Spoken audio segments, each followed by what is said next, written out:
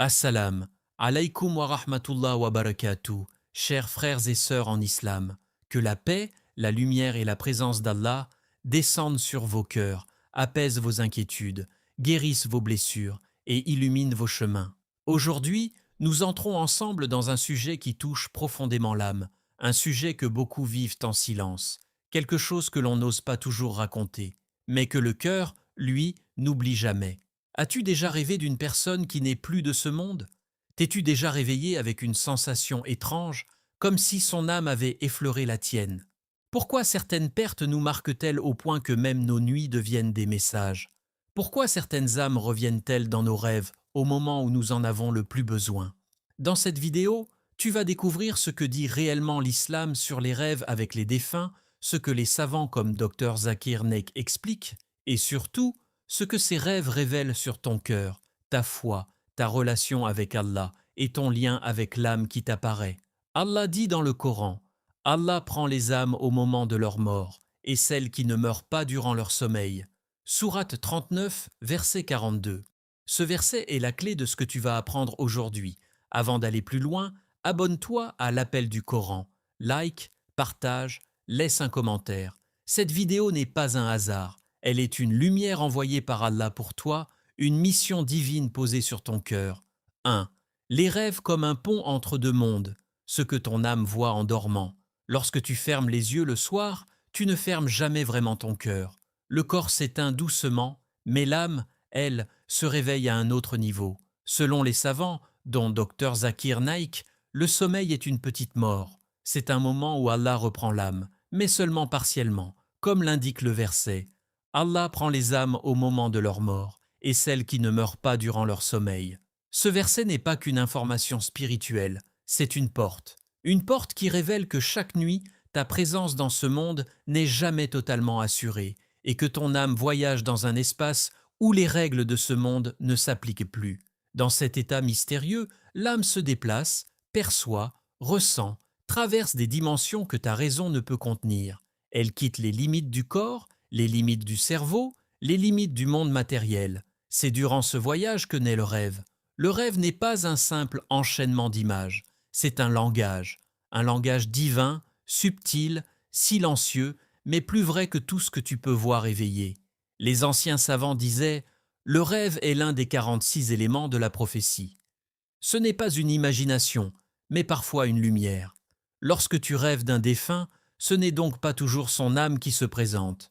L'islam est clair, les morts ne quittent pas leur monde pour revenir visiter les vivants à travers les rêves. Mais cela ne signifie pas que ce rêve n'a pas de sens, bien au contraire. Souvent, ce n'est pas le défunt qui vient, c'est ton cœur qui parle, c'est ton âme qui fouille dans sa mémoire, dans ses blessures, dans ses regrets, dans ses manques, et qui crée une image pour apaiser une douleur ou répondre à une question jamais réglée. Les psychologues n'expliquent pas cela, les médecins ne comprennent pas cela. Mais l'islam, lui, éclaire ce mystère depuis 14 siècles. Le prophète a dit « Le bon rêve vient d'Allah ». Cette phrase change tout. Elle signifie que lorsque tu vois un rêve qui t'apaise, qui te rappelle une personne aimée, qui te donne une lumière intérieure, alors ce rêve n'est pas anodin. Il est un souffle divin sur ton cœur. Il est une miséricorde qu'Allah dépose en toi. Il est un baume que ton âme reçoit au moment où tu en as le plus besoin.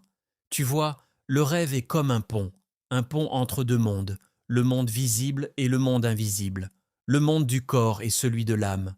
Ce pont n'est pas solide comme le bois, il est fait de lumière, il est fait de souvenirs, il est fait de questions inachevées. Lorsque tu rêves d'un père disparu, d'une mère partie trop tôt, d'un ami, d'un proche, d'un être cher, ce pont te rappelle une vérité fondamentale.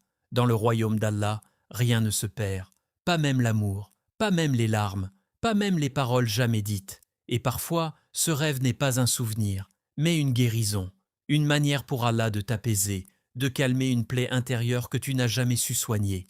Beaucoup de personnes témoignent qu'après un rêve avec un défunt, elles se réveillent avec une sensation étrange, une paix, une douceur, comme si une main invisible avait touché leur cœur durant la nuit.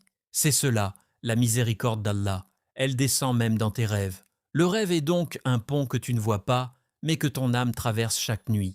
Un pont où Allah peut t'enseigner, te rappeler, te consoler, ou te montrer ce que ton cœur refuse de voir pendant la journée. Un pont qui te fait comprendre que la vie ne s'arrête pas à ce monde et que la mort n'efface jamais les liens sincères.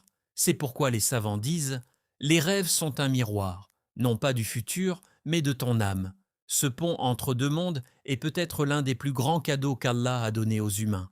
Et lorsqu'un défunt apparaît dans ce pont, ce n'est peut-être pas lui qui revient vers toi, mais toi qui retournes vers un souvenir que ton âme n'a jamais lâché. Allah te montre cela pour une raison. Rien n'est un hasard, pas même un rêve. 2. Pourquoi Allah permet parfois ces rêves? Une sagesse derrière chaque vision. Lorsque tu rêves d'une personne décédée, tu pourrais croire que ce n'est qu'une image perdue dans ta mémoire, un souvenir qui refait surface. Mais en islam, rien n'est insignifiant, rien n'est aléatoire, rien n'est un pur hasard. Allah dit « Nous n'avons rien créé en vain ». Et cela inclut ce que voient tes yeux fermés, ce que traverse ton âme lorsque ton corps dort. Rêver d'un mort n'est donc jamais anodin. C'est un événement que ton cœur doit accueillir avec sérieux, douceur et réflexion, car derrière ces visions, il y a souvent une sagesse divine, une lumière que ton âme était prête à recevoir. Dans ces rêves, Allah peut vouloir ramollir ton cœur, car parfois, la vie te rend dur, les épreuves s'accumulent, les responsabilités t'étouffent. La tristesse s'installe sans que tu t'en rendes compte. Tu marches, tu parles, tu pries peut-être, mais ton cœur n'est plus sensible comme avant. Alors, Allah te montre un visage que tu as aimé, un sourire qui t'a marqué, une voix que tu as perdue. Et soudain, cette vision fissure la dureté qui s'était installée dans ton âme. Tu te réveilles avec les yeux humides, le cœur tremblant, et une question te traverse. Où en suis-je réellement avec Allah? Ce rêve n'est pas le défunt qui te parle, c'est ton Seigneur qui t'appelle. D'autres fois, ce rêve est un rappel puissant sur la nature de ce monde. Beaucoup vivent comme s'ils ne mourraient jamais. Ils planifient, ils courent, ils cherchent la réussite, ils se battent pour leurs désirs. Mais ils oublient que ce monde n'est qu'un passage. Allah dit, la vie d'ici-bas n'est qu'un divertissement et un jeu. Lorsque tu vois un mort dans ton rêve, ton âme est projetée face à une vérité que tes yeux refusent parfois de regarder. La mort est la plus grande réalité. Elle ne vient pas à la fin de la vie, elle t'accompagne chaque jour, silencieusement. Et parfois encore, Allah t'envoie un rêve simplement pour te consoler. Peut-être que tu as perdu quelqu'un que tu aimais profondément. Peut-être que tu n'as jamais pu lui dire au revoir. Peut-être que tu vis encore avec le regret, la culpabilité, la douleur. Et Allah, dans sa miséricorde infinie, te montre un visage familier, non pas pour te perturber, mais pour calmer ton cœur. C'est un cadeau, un souffle de douceur au milieu de ta tristesse, un rappel que la mort n'efface jamais les liens sincères et que la miséricorde d'Allah couvre toute chose, dans ce monde comme dans l'autre. Beaucoup pensent que lorsque le défunt apparaît, il veut transmettre un message. Mais la vérité, selon les savants et les explications des plus grands juristes, est que la majorité de ces rêves ne sont pas des visites réelles. Ce ne sont pas les morts qui parlent. C'est Allah qui utilise les images que ton cœur comprend pour t'enseigner ce que les mots n'arrivent pas à transmettre. Lorsque tu vois quelqu'un de décédé, pose-toi les bonnes questions. Ai-je négligé mes prières? Ai-je oublié de faire une invocation pour lui? Ai-je oublié ma propre destination? Ai-je oublié que je serai un jour à sa place? Ce rêve te secoue non pour t'effrayer, mais pour te réveiller. Allah dans le Coran rappelle « À Allah nous appartenons et c'est vers lui que nous retournerons ». Ce n'est pas une phrase de condoléance, c'est une vérité absolue, une lumière qui doit guider chaque instant de ta vie. Le rêve est parfois une main invisible posée sur ton cœur pour te dire « Reviens, purifie-toi, souviens-toi, prépare-toi ». Car le moment viendra où tu fermeras les yeux et ton rêve ne s'ouvrira plus jamais sur ce monde. Et peut-être que ce rêve avec un défunt est là pour te rappeler cela avant qu'il ne soit trop tard. Allah n'envoie rien sans but. Chaque vision porte une sagesse. 3. Le rôle des émotions. Quand le cœur parle dans les rêves. Il y a des nuits où l'âme ne trouve plus la force de se taire. Des nuits où les émotions que tu caches pendant la journée remontent comme une vague silencieuse. C'est dans ces moments-là que beaucoup de personnes rêvent d'un proche décédé. Pas parce que cet être revient du monde invisible, mais parce que ton cœur, saturé de douleur, de manque ou de solitude, cherche une forme de refuge. Il cherche un visage familier, une présence apaisante, une lumière douce. Le rêve devient alors un espace où ton cœur parle, où ton âme respire, où tes blessures trouvent un chemin pour s'exprimer sans honte et sans bruit. En islam, les émotions ont une place immense. Ce que tu ressens n'est jamais négligé ou ignoré par Allah. Au contraire, c'est souvent à travers ton état émotionnel que ton Seigneur te guide. Lorsque tu traverses un vide intérieur, une dépression, une rupture, une perte, un stress, un sentiment d'échec, ton âme cherche instinctivement quelque chose qui ressemble à la sécurité, et souvent, la figure d'un défunt représente cette sécurité. Une mère qui t'a aimé sans condition, un père qui te rassurait, un ami qui te comprenait, un grand-parent qui t'écoutait. Ce n'est pas le mort qui revient, c'est ta mémoire qui te parle, c'est ton cœur qui crie. L'âme, quand elle souffre, utilise les images qu'elle connaît. Elle ne peut pas inventer ce qu'elle n'a pas vécu, mais elle peut recréer ce qui t'a marqué. Ainsi, voir un défunt dans un rêve n'est pas seulement un phénomène spirituel, c'est un phénomène émotionnel. C'est ton cœur et ton subconscient qui essayent, ensemble, de guérir une douleur que tu n'as pas réussi à nommer dans ta vie éveillée. Beaucoup de gens, en traversant des épreuves profondes, disent « Pourquoi est-il venu à moi cette nuit-là » Mais la vraie question est « Pourquoi avais-je tant besoin de lui dans ce moment précis ?» Allah connaît mieux que toi la souffrance que tu portes. Allah connaît mieux que toi les poids que tu accumules, les larmes que tu retiens, les douleurs que tu caches même aux personnes les plus proches de toi. C'est pourquoi ces rêves arrivent parfois comme un soulagement, une sorte de massage intérieur de l'âme, une façon pour Allah de te donner un instant de paix dans un moment où tu ne sais plus comment avancer. Tu te réveilles peut-être avec une larme, mais souvent ce n'est pas une larme de douleur, c'est une larme de libération. Le prophète lui-même nous montre la valeur des émotions humaines. Lors de la mort de son fils Ibrahim, malgré sa foi immense, malgré sa patience incomparable, il pleurait. Et lorsqu'on lui demanda pourquoi il pleurait, il répondit « Le cœur est triste, les yeux versent des larmes. Mais nous ne disons que ce qui plaît à Allah. » Cette parole est un océan. Elle signifie que ressentir n'est jamais un signe de faiblesse. Pleurer n'est pas un manque de foi. Avoir mal n'est pas un péché. Les émotions font partie de la création divine.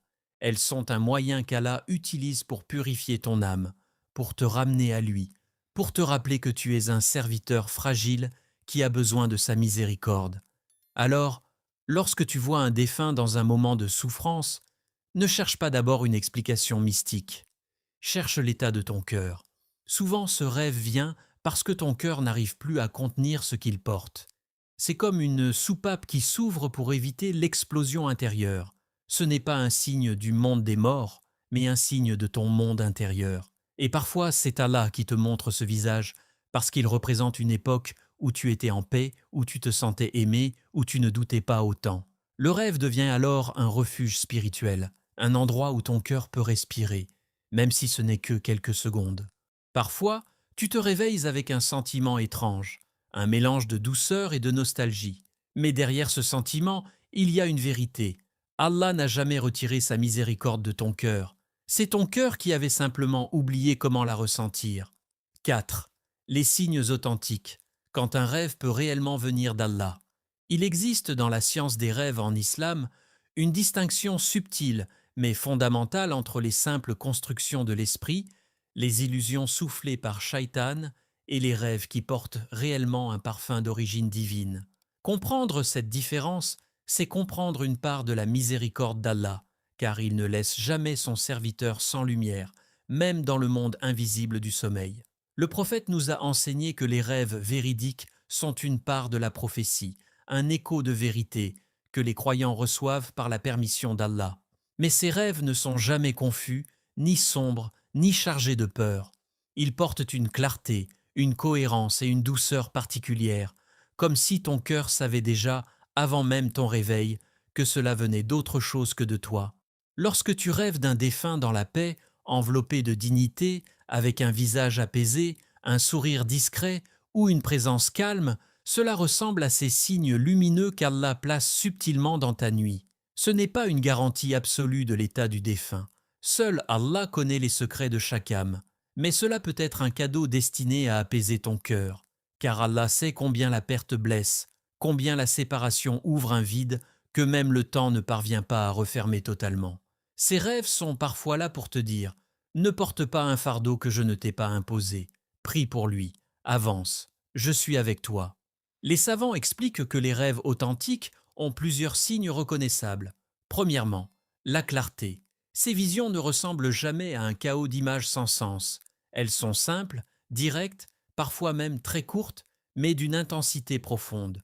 Deuxièmement, l'impact intérieur. On se réveille avec une tranquillité particulière, une réflexion naturelle, comme si le rêve avait voulu déposer un message dans ton cœur. Il ne te laisse pas dans l'agitation, ni dans la nervosité, mais dans une forme de paix intérieure qui invite à se rapprocher d'Allah.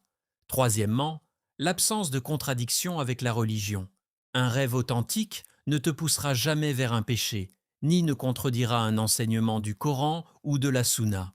S'il te pousse vers la prière, la gratitude, le repentir, la patience ou l'invocation, alors il rejoint les signes des rêves véridiques. Par contre, si dans ton rêve un défunt apparaît avec un visage sombre, dans un état effrayant, ou te dit des choses qui te plongent dans la peur, sache que cela ne vient jamais de lui. Le prophète a été clair.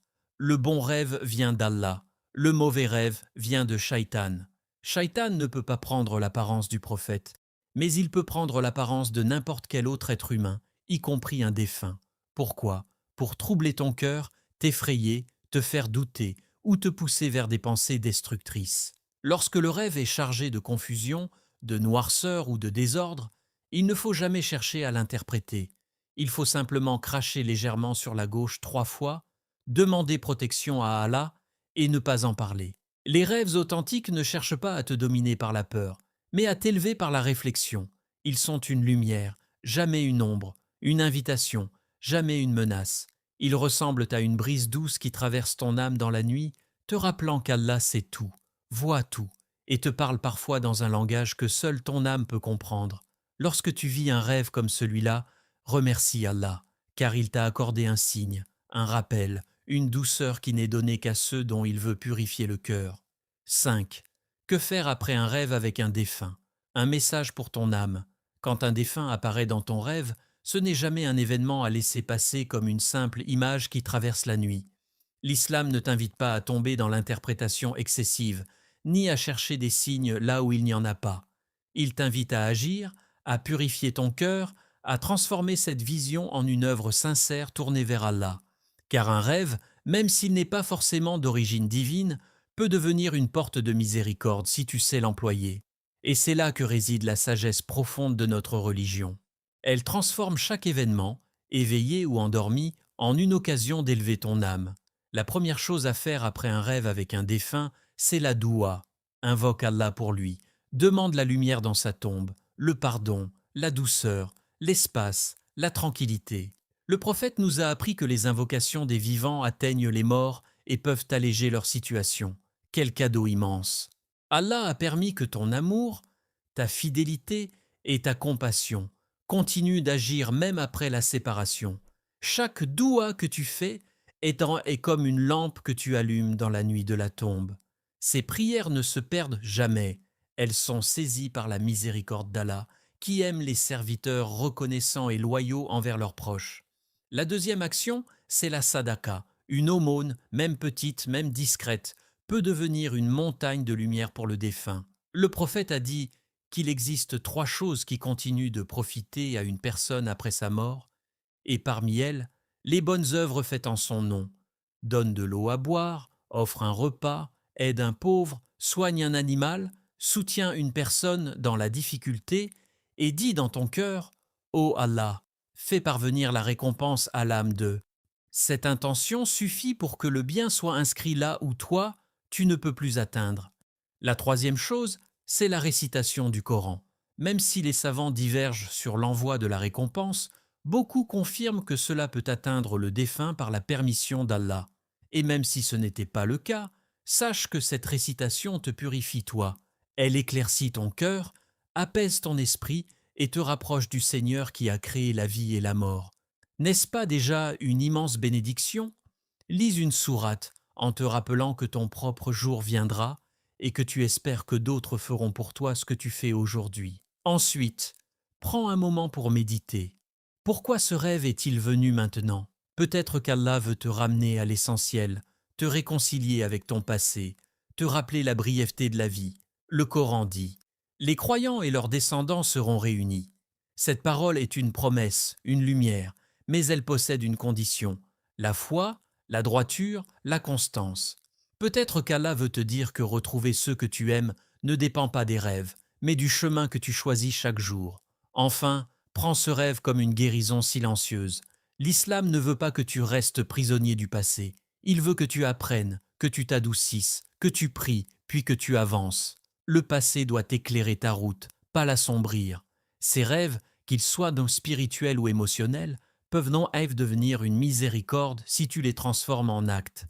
Ils te rappellent que la mort n'est pas la fin, mais un voyage, que l'amour sincère ne disparaît pas, que l'âme ne meurt jamais. Et surtout, qu'Allah t'aime assez pour réveiller ton cœur, même dans ton sommeil. Frères et sœurs, ce voyage que nous venons de parcourir ensemble n'est pas un simple sujet sur les rêves ou sur la mort. C'est un rappel profond sur la nature de l'âme, sur la fragilité de nos vies et sur l'immense miséricorde d'Allah qui, même dans notre sommeil, continue de parler à nos cœurs.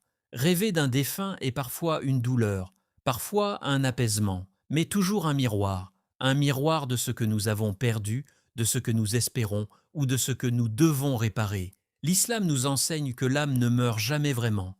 Elle voyage, elle attend, elle aspire à la rencontre finale avec son Seigneur. Si tu rêves d'une personne morte, ne prends pas cela comme un hasard. Sache que les rêves sont l'un des langages les plus subtils qu'Allah utilise pour toucher ceux qu'il aime. Parfois, il te rappelle de prier pour cette personne. Parfois, il te montre que ton cœur a besoin de paix. Parfois, il te montre que tu dois revenir vers lui avant que la mort ne te surprenne. Mais à chaque fois, il y a une sagesse divine. Avant de partir, abonne-toi à l'appel du Coran, partage cette vidéo autour de toi et laisse cette lumière toucher d'autres cœurs. Ce message peut être un remède pour une personne qui souffre en silence. Merci d'avoir ouvert ton cœur, merci d'avoir partagé ce moment spirituel avec nous. Que la paix d'Allah t'accompagne dans tes jours comme dans tes nuits, qu'il apaise tes rêves, qu'il éclaire ton chemin et qu'il te protège de tout ce qui trouble ton âme. Allah dit: en vérité, c'est par le rappel d'Allah que les cœurs se tranquillisent. Sourate 13, verset 28. Amin.